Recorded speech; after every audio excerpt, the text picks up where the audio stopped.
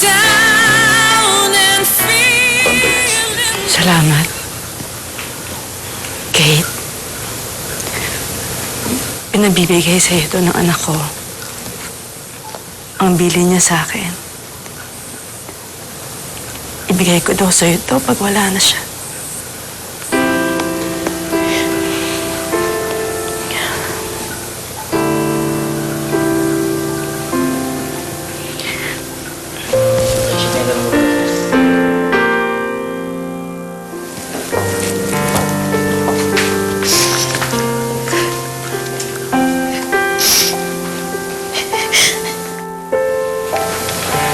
Matagal ko nang alam na mangyayari to, Kate.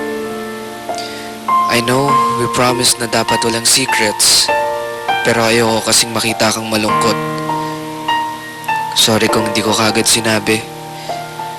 Para makabawi, I want to leave you with good memories. Sana magustuhan mo to. The first movie we ever watched together. Kahit na hindi ako mahilig sa Tagalog films, enjoy pa rin kasi kasama kita. Inubos mo naman yung french fries ko. Takaw talaga ng baby ko. Sayang, di na kita masasamahan dito. But I know, you'll do good. Ikaw pa. Kung bibigyan mo ako ng 10 more years, I'd still ask you to marry me.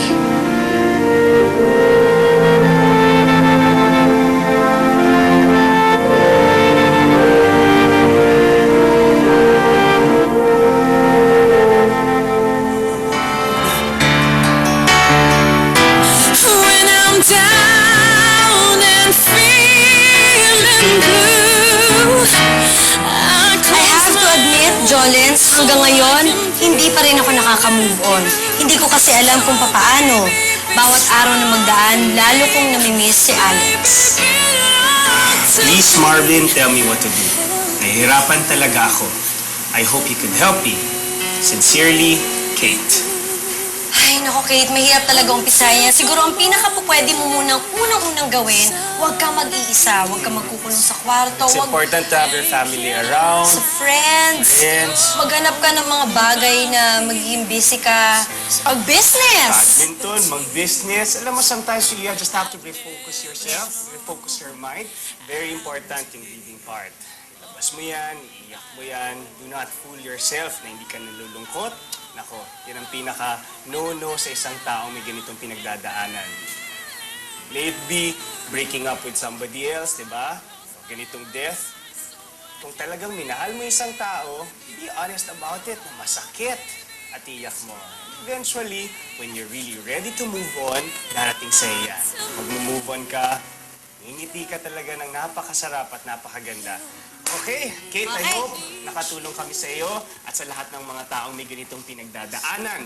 O paano ha? Next week ulit. Kung kayo dyan, may mga kwento kayo sa amin, sulat lang po or email sa amin sa dearfriend@gmanetwork.com. O sumulat sa Dear Friend, care of GMA Network Center, 8th floor, EDSA Corner Timog Avenue, Diliman, Quezon City. Magkita-kita po tayo ulit sa susunod na linggo para sa mga kwentong nakakakilig at nakakaantig. I am your dear friend Marvin. And I'm your dear friend, Jolina. Kasama niyo kami sa lahat ng saya. At karamay niyo sa lahat ng inyong mga problema. We will always be here for you dahil kami ang inyong Dear friend.